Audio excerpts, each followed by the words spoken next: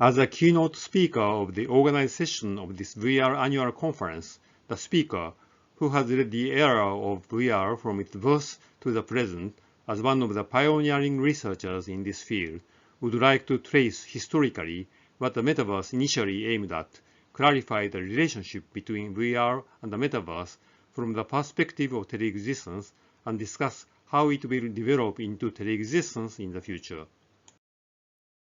The term metaverse was first used in Neil Stephenson's 1992 science fiction novel, Snow Crash, and although it is a science fiction novel, the impact of this book on the world of metaverses and avatars is so great that I would like to consider it as the starting point for this discussion.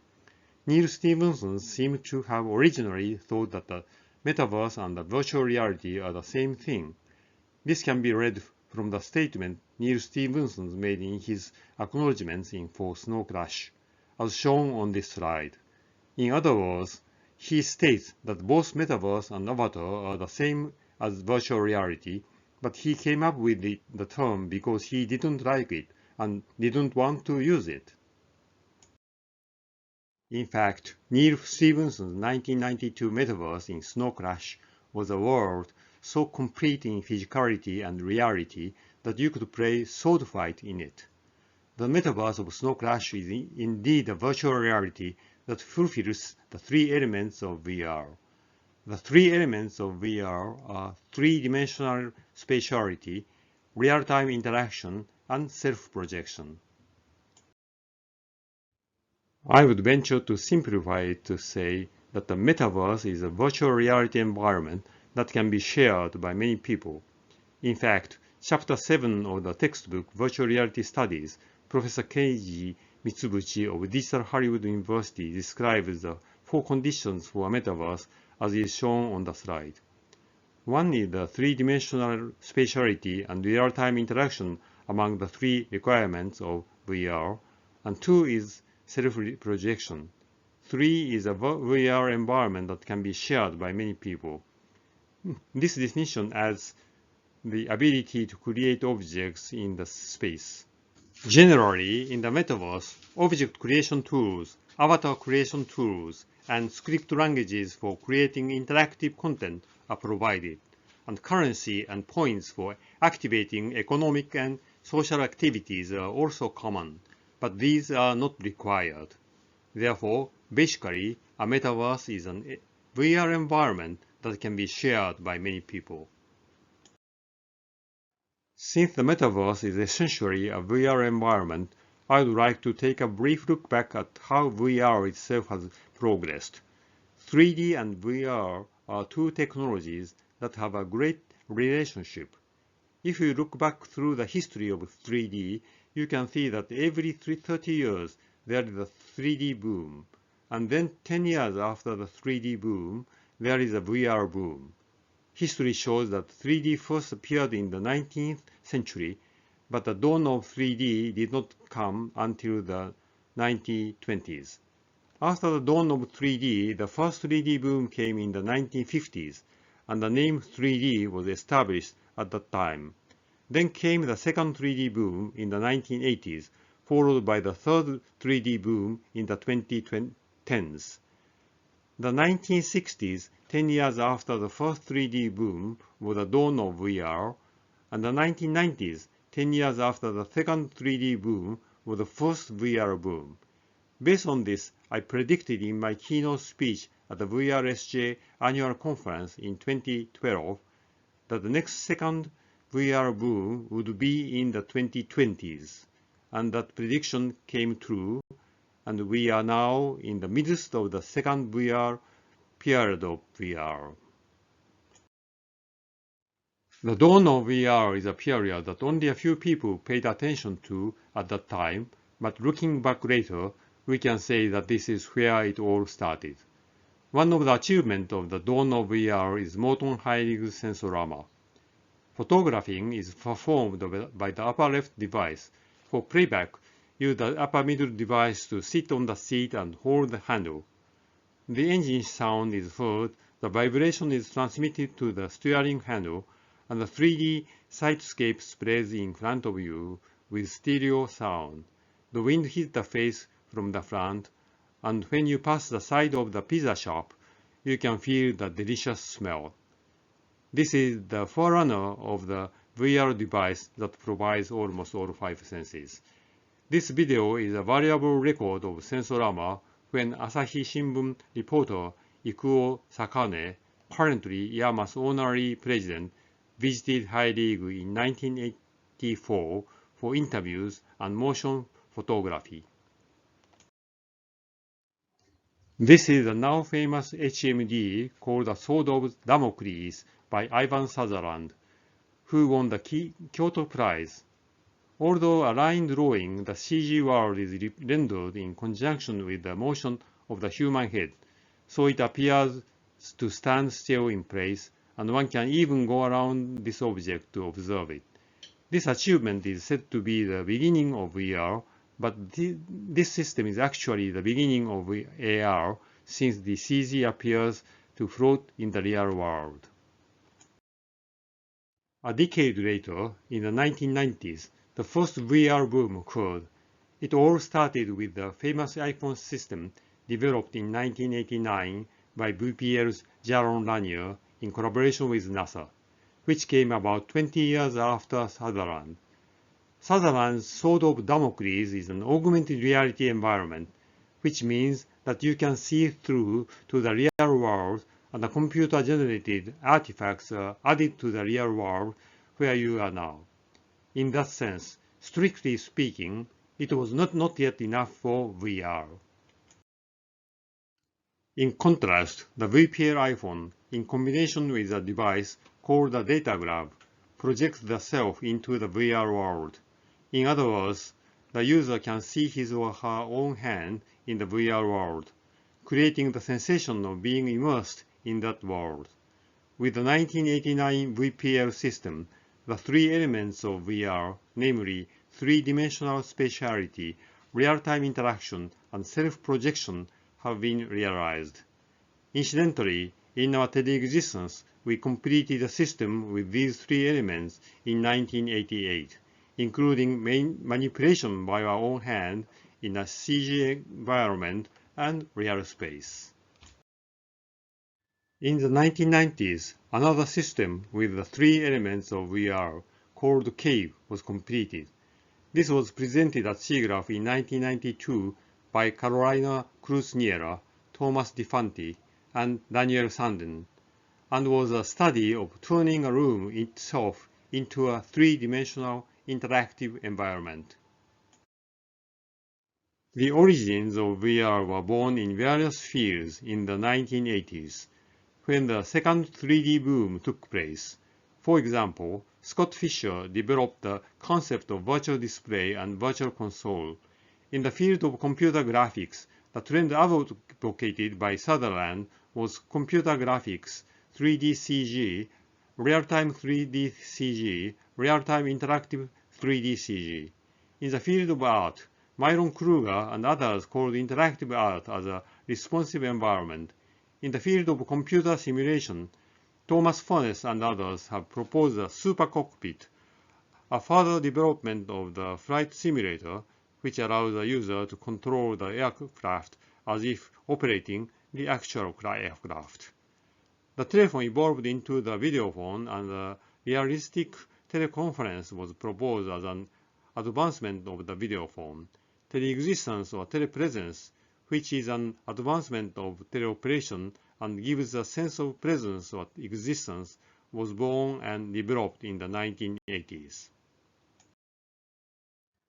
Then in March 1990, the Santa Barbara conference was held, and I received a letter from the Engineering Foundation of MIT.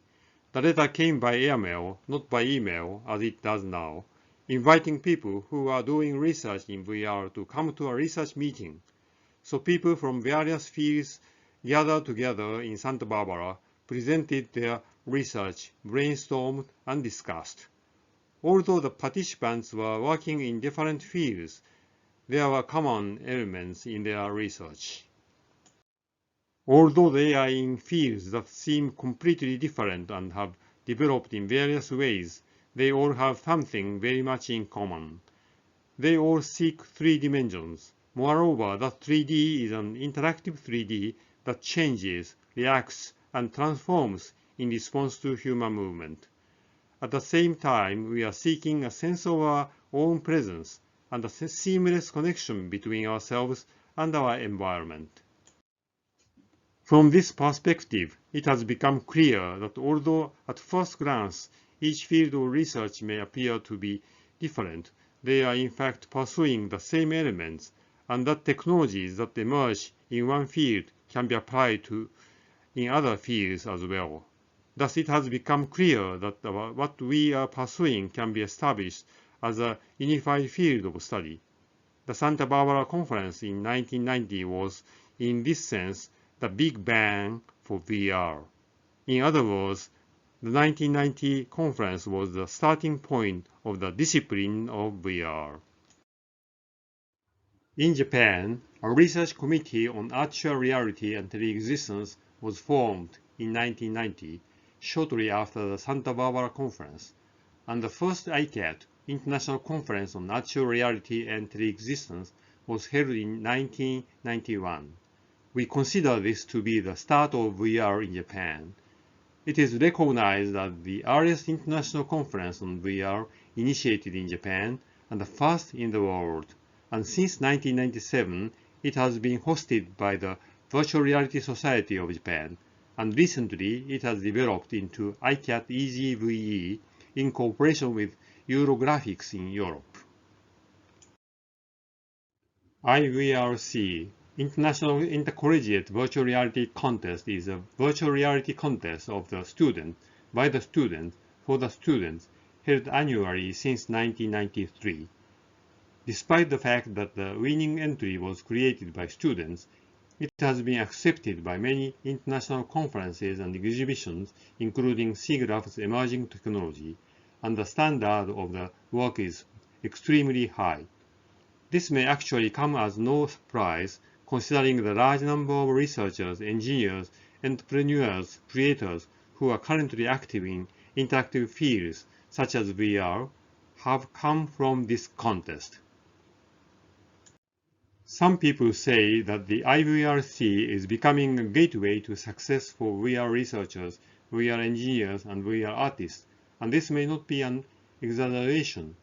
Since 2020, the IVRC has renamed the Metaverse Virtual Reality Challenge to further deepen its activities. The Virtual Reality Society of Japan was established on March 27, 1996, and it celebrated its 25th anniversary in 2021. It all started on July 11, 1995, when the Ministry of Education, Culture, Sports, Science and Technology's priority area, Artificial Reality, was officially launched, when a proposal to establish the VR Society was made at the first plenary session. The VR Society was born as the culmination of all the efforts and wishes to have a common place for research activities by many people involved in VR. On February 20, 2008, the National Science Foundation released 14 grand engineering challenges for the 21st century.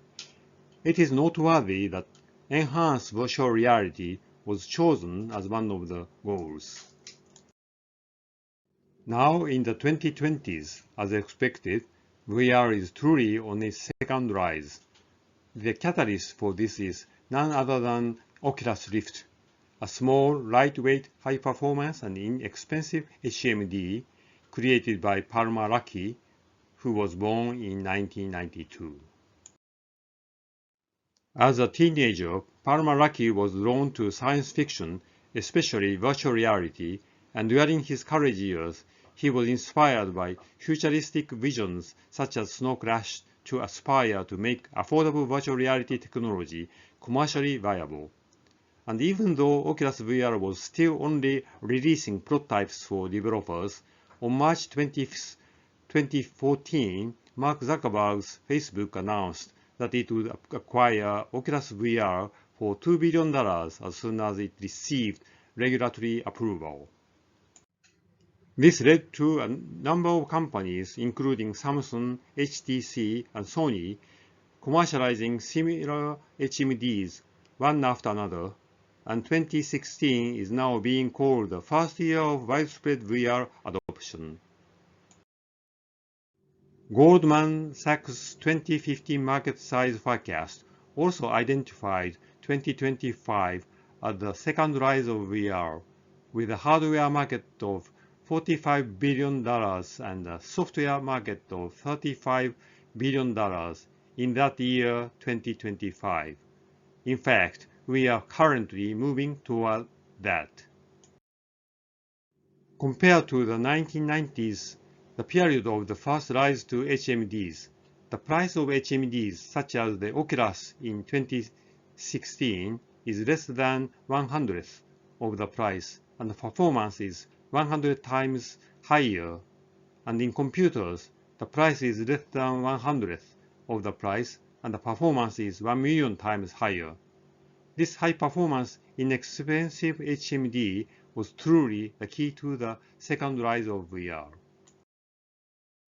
Let's look at the development of VR in chronological order. In 1989, VPL launched the Data Graph on iPhone, and the term VR became popular. After the Santa Barbara Conference in 1990, ICAT, International Conference on Artificial Reality and Telexistence, was held in Japan in 1991. In the United States, the National Research Council established a committee on VR in 1992.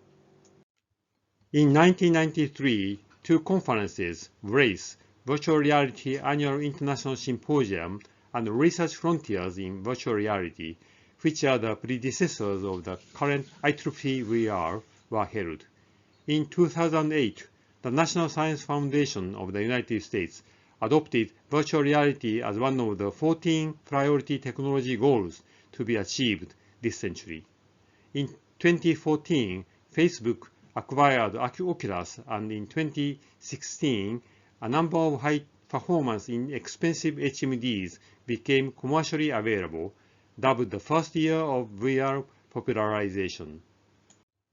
In the midst of this trend, the Metaverse entered the real market from the world of science fiction in 2003, when Second Life, which was the first named Metaverse, began operations. Unfortunately, Second Life failed, and the name Metaverse was almost forgotten. However, in 2021, Facebook changed its name to Meta, and the Metaverse came into the spotlight, triggering the current Metaverse boom. The biggest difference between Zuckerberg's Metaverse concept and other platforms is the use of VR headsets to access VR space. Although many things have been said about the causes of the Second Life failure, fundamentally, Second Life's Metaverse did not satisfy the three conditions of VR, namely three-dimensional spatiality, real-time interaction, and self-projection, even though it is called a Metaverse. The fundamental failure of Metaverse was that it did not resemble Snow Crash's Metaverse in any way. In this sense, Zuckerberg seemed to be going back to his roots and trying to realize a Metaverse that satisfies the requirements of VR compatible to Snow Crash's Metaverse. The trump card that makes this possible is inexpensive, high-performance HMDs. In the 2000s, when Second Life was created, HMDs had poor performance and were expensive, so they could not be the platform on which HMDs were used. Of course, faster speeds and lower prices of both computers and networks have contributed to the current situation, but the main difference is that they have not been upgraded every year, whereas HMDs have suddenly become widely available in 2016. In the late 90s and 2000s, VR progressed from standalone to networked in the academic world. The goal was to provide free access to a variety of networked VR environments from home or public VR stations. In particular, communication explored multi-person communication, which is the basis of today's Zoom. When telecommunicating, it is important to choose a place or venue where the communication takes place. In the case of one-to-one telecommunication, each person has a sense of being in the same place as the other person and can communicate equally by connecting the place where the other person is. The voice-only telephone call is a typical place connection in which each person communicates as if he or she is in his or her own place and another person is at his or her ear, with each person feeling as if he or she is in the same place as the other. Communication such as Skype, a P2P online calling system born in Estonia in 2004, is connected to a place where another person is on the other side of the computer screen. In the case where a large number of people share the same actual place, while communicating remotely with people in different places, it is difficult with the current technology to maintain an equal relationship.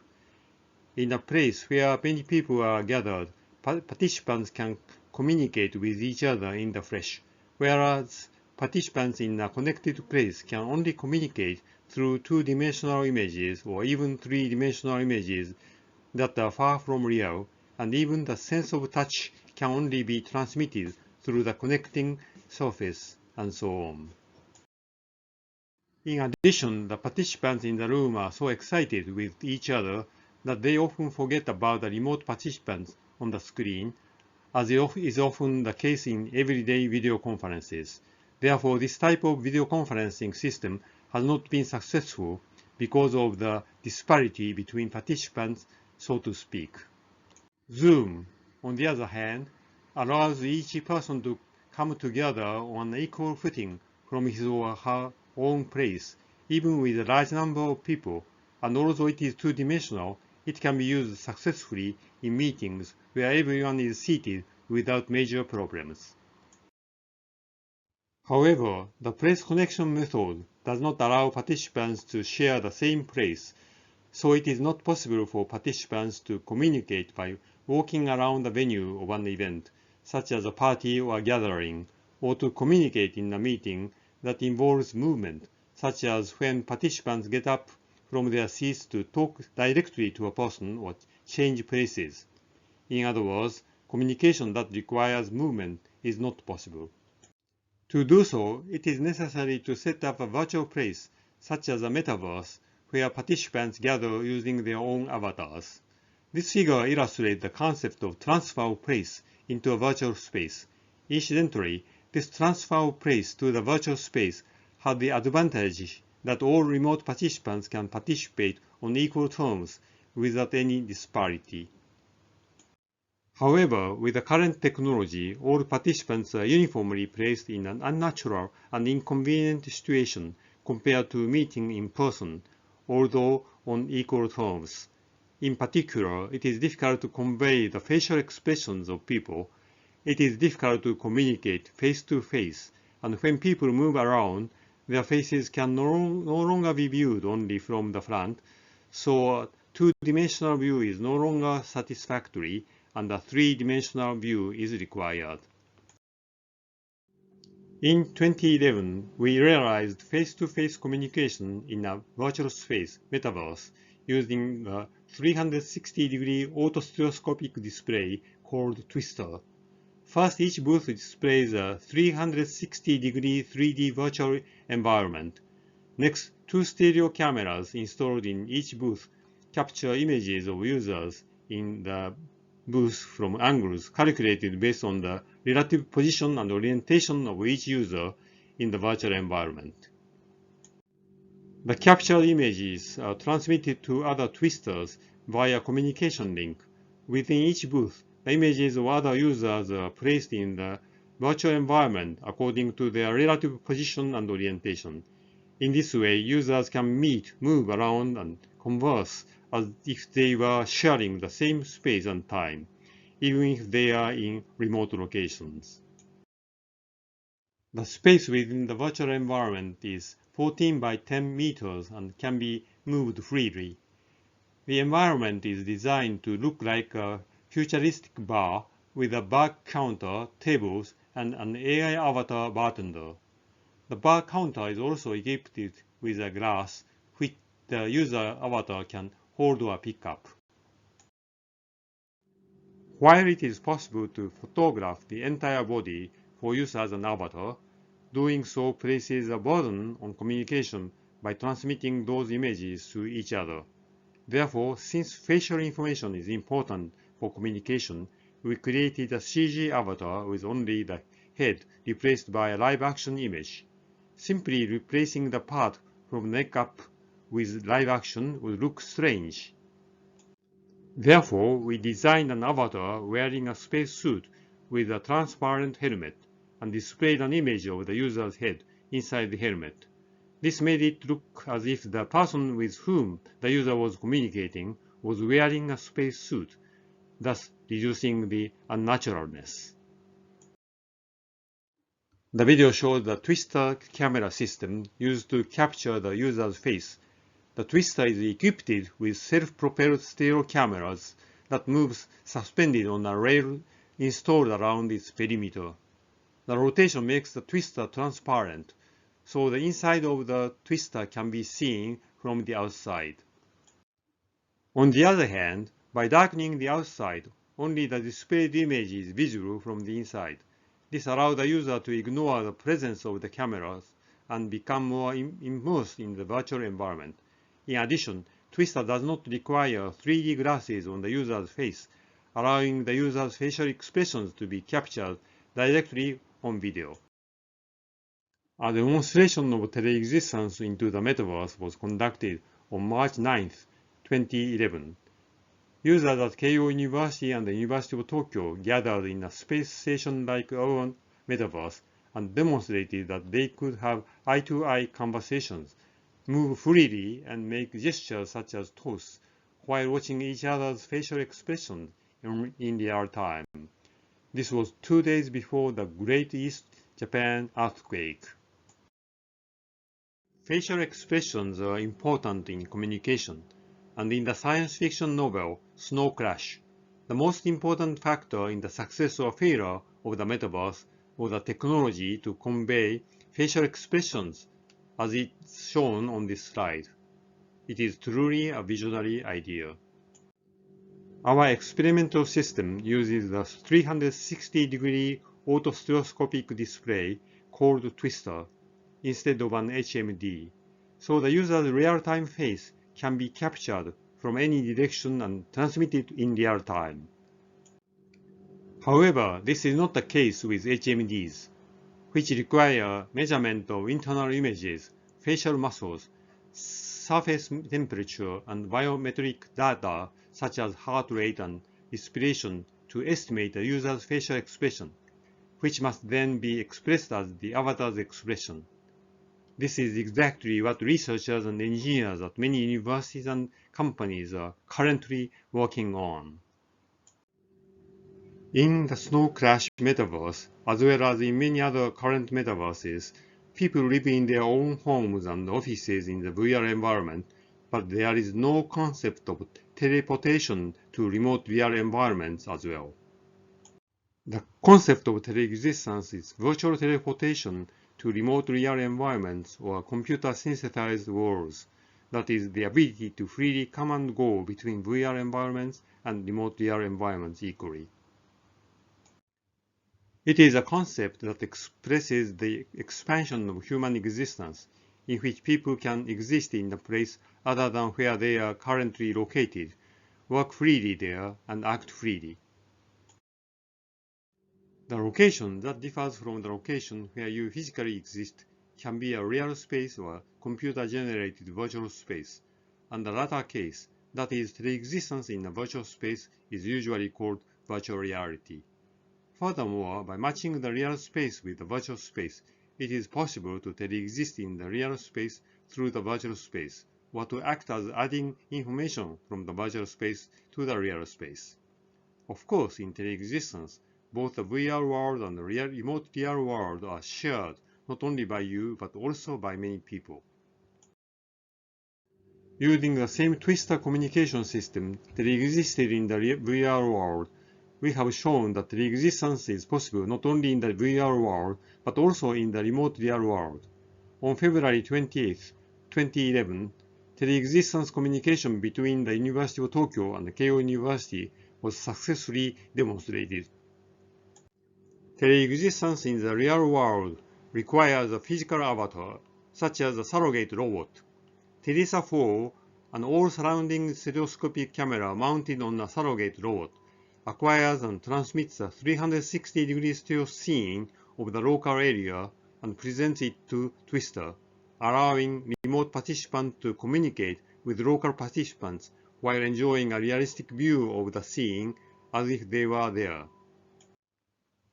A moving camera that moves around the twister in accordance with the relative position of the surrogate robot Telesa 4 captures and transmits the remote participant's facial expression in real time and projects them onto Telesa 4 using retroreflective projection technology (RPT), allowing the local participant to feel the presence of the remote participant and communicate with him or her. The local participant can communicate with the remote participant while feeling the presence of the remote participant.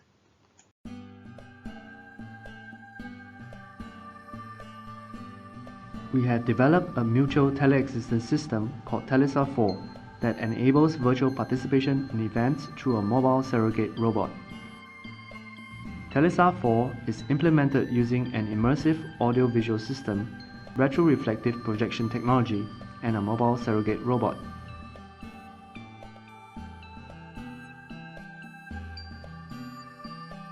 Twister is an immersive, full-color, auto-stereoscopic display with a 360-degree omnidirectional view designed to realize face-to-face telecommunication. Vortex is a 360-degree stereo camera system used as an image capture device for Twister. It consists of 8 stereo camera pairs and 6 microphones that are specifically arranged to capture omnidirectional images and sounds. The remote participant can thus observe a life-size, 360-degree, wide-range stereo view of the event venue in real time.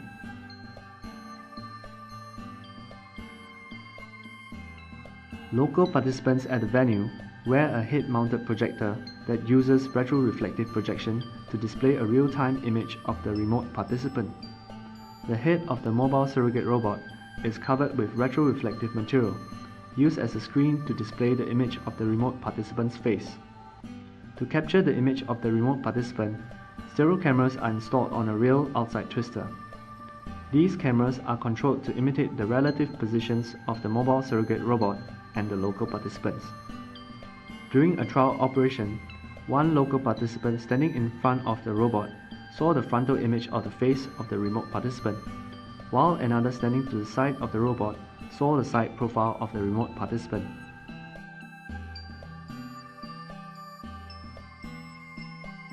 To enable the remote participant to physically interact with local participants through the surrogate robot, a pneumatic robot arm is used. In addition, a DC motor-driven robot hand with 5 fingers is attached to the end of the pneumatic arm. The robot arm and hand allow the remote participant to perform tasks such as handshakes and hand gestures. To achieve mobility, a truck-type mobile robot that can move omnidirectionally is used. The left hand of the remote participant controls the movement of the surrogate robot through a joystick, while the right hand controls the robot arm and hand through the OptiTrack system and data glove.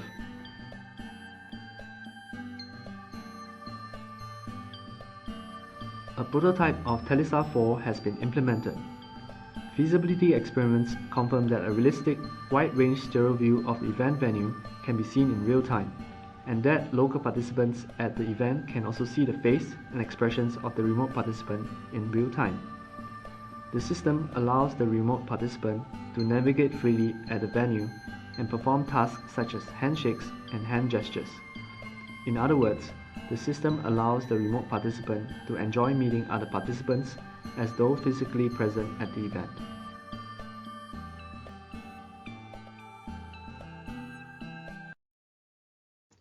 I would like to summarize this discussion.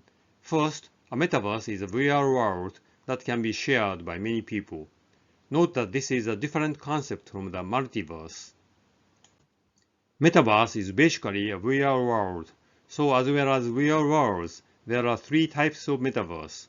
1. A metaverse that reflects the current physical laws on Earth, including those that are not strictly possible but seem so in human psychology, such as Aristotelian worlds. 2. A metaverse that is not on Earth but follows physical laws, such as the moon world, outer space, and microworlds, and so on. 3. A metaverse that completely ignores the laws of physics, and so on. It can also be classified by whether it is a three-dimensional or two-dimensional metaverse. An avatar is an incarnation or body of a human or AI in the metaverse. Thus, avatars like avatars in VR include 1. Avatars that reflect the user's own self, including enhanced sensory and motor abilities. 2. Avatars that are different from oneself but human. And 3. Non-human avatars such as animals, animated characters, and imaginary creatures, and robots. There are also classifications such as whether the avatar is a 3D avatar or a 2D avatar. The time will soon come to see which metaverse will survive. No one wants to go to a metaverse with almost no people. The population of the metaverse will be the deciding factor. Second Life failed despite doing everything imaginable except for the three elements of VR. Thus, the key to success is how much of the three elements of VR, three-dimensional spatiality, real-time interaction, and self-projection can be realized in the metaverse. How we relate the real world to the metaverse is also important. Second Life also tried to build all kinds of relationships with the real world, for example, by delivering items to the real world when you shop, but failed. There are also innovations to connect the real world with AR and MR. However, the concept of virtual teleportation on instantaneous movement between the metaverse and the remote real world does not exist in the concept of metaverse. The concept that makes this possible is telexistence. According to the telexistence concept, users can use the same device to freely move back and forth across the net to use VR environments or offices in a multi-person metaverse, or to exist in a remote VR environment. They will also be able to use AR and AI to augment their own capabilities.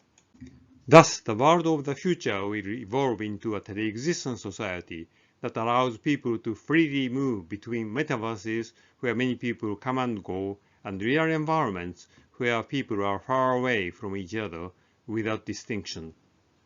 To learn more about telexistence, watch the video titled Telexistence from Concept to Telesa 6 and Beyond. Thank you for your attention.